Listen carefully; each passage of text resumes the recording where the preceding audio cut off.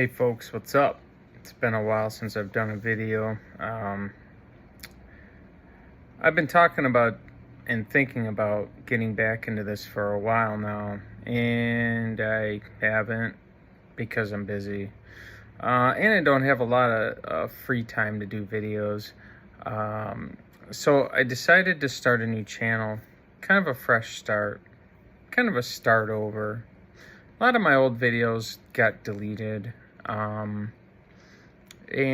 I kind of wanted a fresh take on my experience in the Jehovah's Witnesses and leaving the Jehovah's Witnesses, and that's what primarily my main channel, Phil Shy, was to talk about my experiences with child loss, to talk about my experiences leaving the Jehovah's Witnesses, and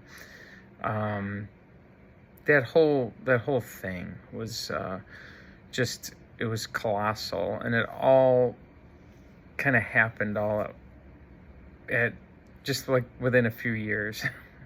It was just so much, and it was a lot to deal with, and mentally it was challenging, physically it was challenging, emotionally, and it changed me as a person. I gotta say that the whole experience made me a completely different person, completely different than who I was. From being a yes man to a people pleaser. Now we're talking, boy, we're getting close to 9 years out of the Jehovah's Witnesses, and maybe more like 8, but still, it's a long time. And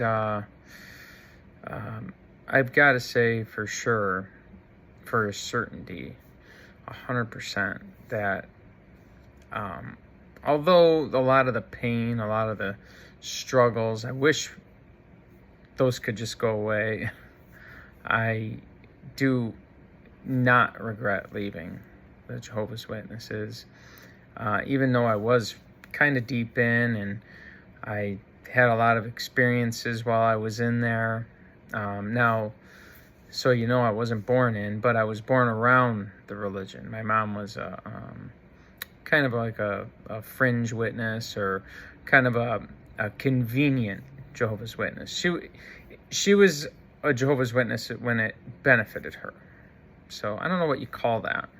Kind of like a faker or something like that, I guess. I don't know. She was devout when others were around. She was devout when things needed to go her way. But that was her life, and that's what she did her whole life for everybody. She was really good at getting her way, up until her death. She was very good at getting people to do what she wanted to do, getting people to feel sorry for her, and she struggled. She had a tough life. She was adopted, and I don't know. I guess things just didn't go her way, I guess. I don't know. It's so hard to explain, because she had great parents. I love my grandma and grandpa. They were fantastic people. And they didn't treat us like we were like adoptive family, they treated us like little kings and queens. They were just the most fantastic people. But I guess that wasn't enough for Mom, or she just didn't like being controlled. She was a free spirit, I guess. Hard to say. But so she grew up, and she did her thing, and she was in with I believe they were like a Catholic type religion. And then obviously when she got old enough, she decided to go Jehovah's Witness. just a strange choice. And honestly, I never ever had a conversation with her and asked her why.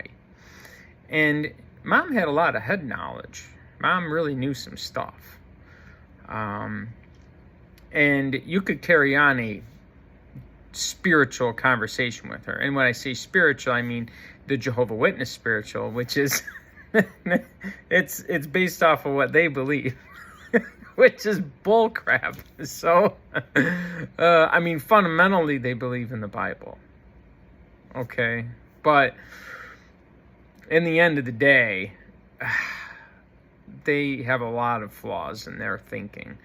And I didn't come to find that out till much later. Now, as I mentioned, I grew up around the religion, but I chose to sign up when I was in my late teens, right after I graduated high school. So I guess in a way I was kind of lucky.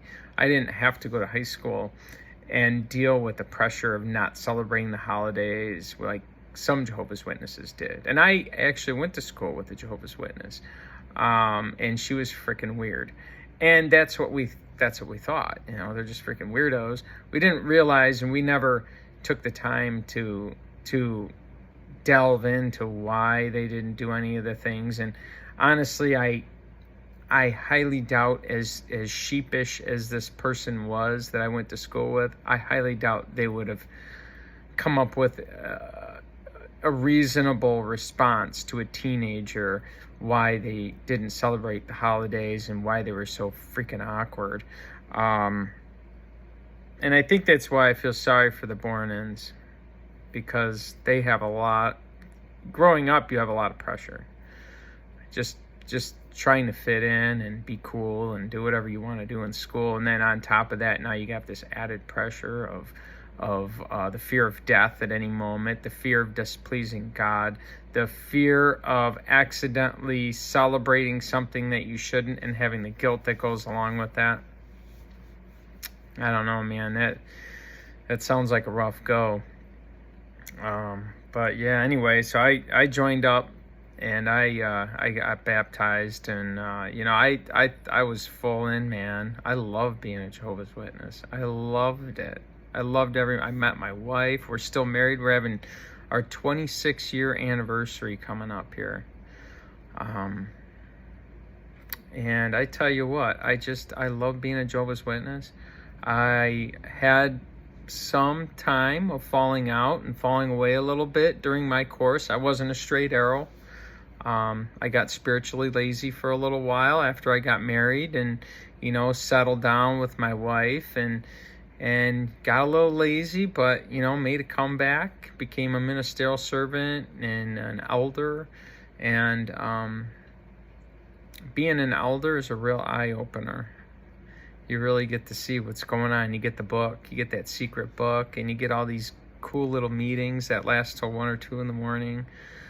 And those meetings are nothing like what the governing body shows in the videos. A bunch of guys getting along, talking, and doing their thing, and coming up with reasonable answers to the problems of others. It's not like that. It's not like that at all. Maybe sometimes if it's a straightforward thing, but unfortunately, because of all the rules of being a Jehovah's Witness, it's never straightforward. It often turns into fighting and arguments and some not like fist fighting. Okay, nothing like that. That's crazy, but it was eye-opening for sure. Definitely not what they show. And I think seeing that really, I think for some that, at least for my case, because I was in the world and I came in and I saw that, and it was hypocritical. And maybe that's part of the reason why I started to realize, like, hey, man, this is not cool. And I understand now why the elders are so crabby. People give the elders a hard time, and it's like, dude, the things that they have to deal with and talk about, dealing with all the problems that other people have, is hard. So anyway, but other than that, I love being an elder. I did the Watchtower. I was a Watchtower conductor. I love that. That was like my favorite thing. I love doing that. I like giving talks, and I guess I was good at doing them. But again, doing anything in the Jehovah's Witnesses, giving speeches, doing any of that stuff, that's all just you learn the information and you spit out the information. It's just a matter of making sure that that information makes sense to the sheeple in the audience. You know, you got to make sure that it's try to make something like the story of Abraham killing his kid, make it sound fuzzy and nice. And that's really what you do. And really, to anybody who's looking to the office of elder in the organization, I don't know, because I've been out for so long now, I don't know what's going on anymore. It's crazy. You can wear a beard now, which is just freaking weird. But you basically just spit out whatever Watchtower says in their books. If you do that, you can be an elder. Go out and, well, I don't even think you need to count time anymore. It's so different now. You know, I think when things were the way they were and they were strict and you had to get X amount of hours in service and you had to do this and that, I think that's what made it so exciting, is it made it feel like this was the truth, and it really burned it into you, and it gave you a fire and a zeal. Whereas now it just seems just so easy. But I'm not in, and I don't really know. So, and I don't watch the videos. I don't know any of their teachings anymore. I don't know what they're doing. I just heard women can wear pants and that men can wear beards. So that's cool. I mean, that's freaking awesome. But yeah, my descent of leaving the organization is when we started losing children. You know, sometimes I heard an individual say on apostate channel, he said sometimes you need to be shooken up a little bit. And then during your shake-ups, emotionally, you wake up a little bit and you start to see things for what they are. And that's what happened with me is, you know, my wife, we lost our first baby. She was stillborn. Her name was Rose. And I'll talk about that later. And then we had a 10-week miscarriage. And those two events within a 6-ish month period of time was the camel that broke my back, really. I mean, that was it, or the straw that broke the camel's back. Yeah, there you go. Okay, right, we'll get it right. But we first it was me. Come to find out later on that my wife was having doubts too, and a lot of it had to do with the pressure from the people in the congregation. That's what really kicked us out, really, that really got us motivated to leave, was the way people were treating us. They were treating us like lepers. We missed a couple meetings here and there, and you know, all of a sudden you're demonized, and that it was just a lot of pressure on my wife. She felt very stressed being at the meetings. She felt very uptight, and it felt like we were losing the friends that we had, and that was hard on us. It was really hard on us because you feel like you're doing something wrong, even though you're not allowed to grieve properly. And what you don't realize is that when you lose a child, and you lose 2 children, you change. You are never going to be that same person again. And the people want you to be that person again. They want you to be happy. They want you to be zealous, and they want you to do all these things. And you just, you know, sometimes that kind of emotional damage really takes the fight out of you for a long time. And you just don't get over it. You never get over it. And they didn't understand.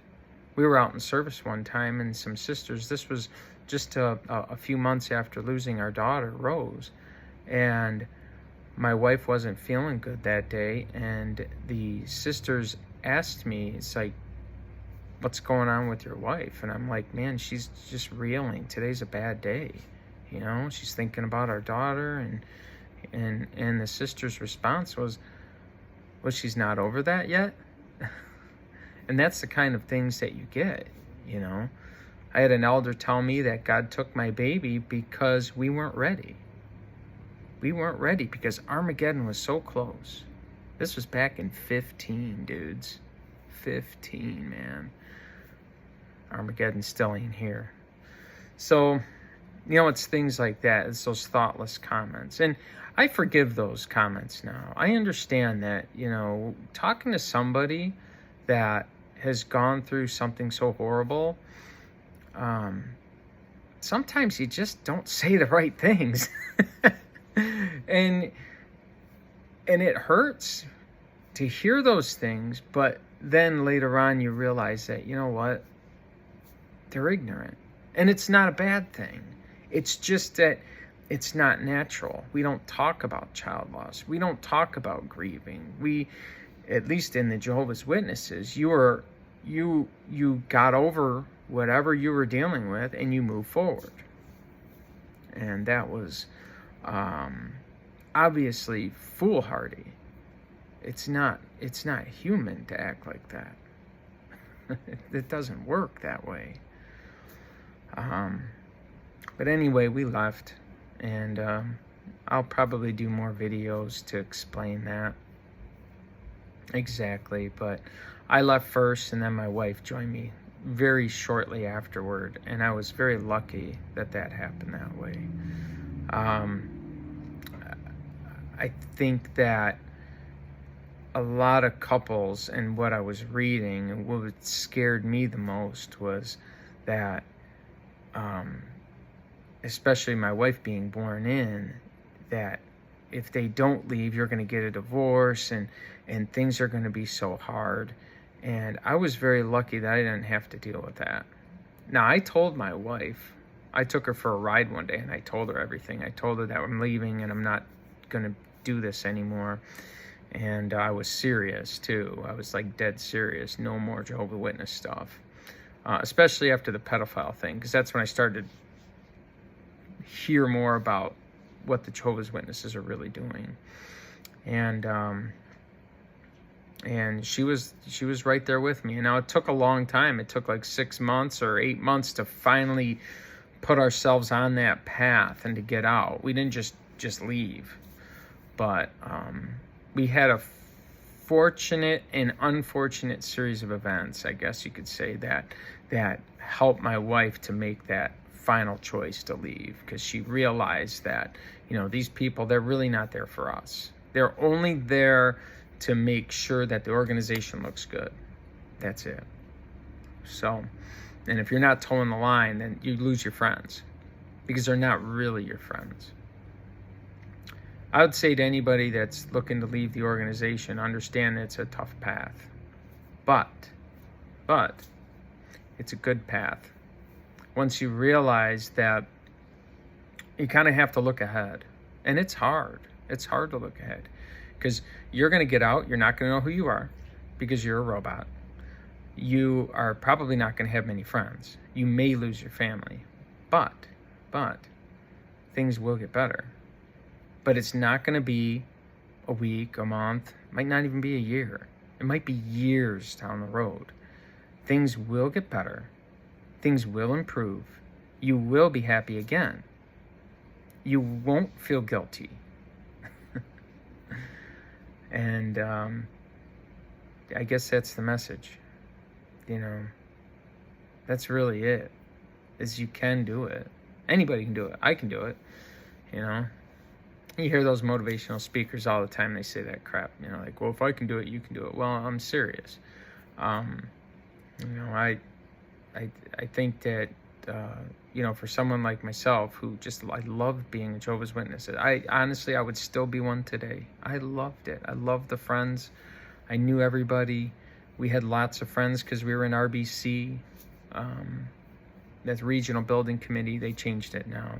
They ruined that. But I absolutely loved it, and my wife did too. It was great, giving talks out, going to cool places. Watching Kingdom Halls get built from scratch. It was cool, man. It was super cool, and I don't regret the time that I had in the Jehovah's Witnesses, because it helped me to learn a few things about myself. I'm not religious right now. I don't go to church. I don't believe in anything. And that's okay. That's my choice.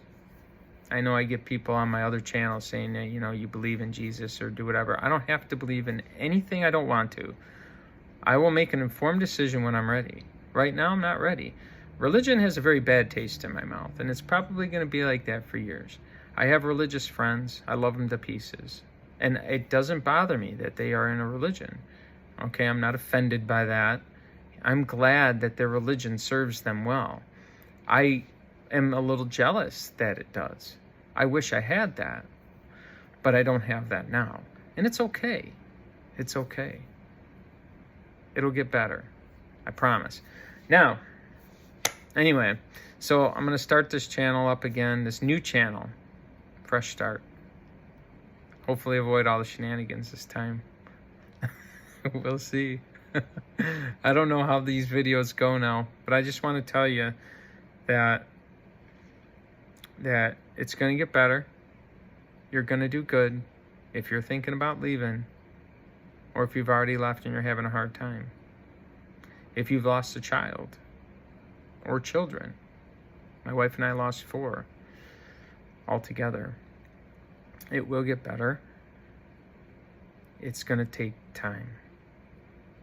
And you're probably not going to be the same person you were. But as the evolution states, I guess we're all evolving, and you're going to evolve, and you're going to change. Hopefully you change for the better. That's the goal. That's what everybody wants. And that's up to you. It's really up to you. You got to make the right choices. What are the right choices? Who knows? Just got to do it. Got to figure it out. Anyway, I appreciate you watching this video. Bye.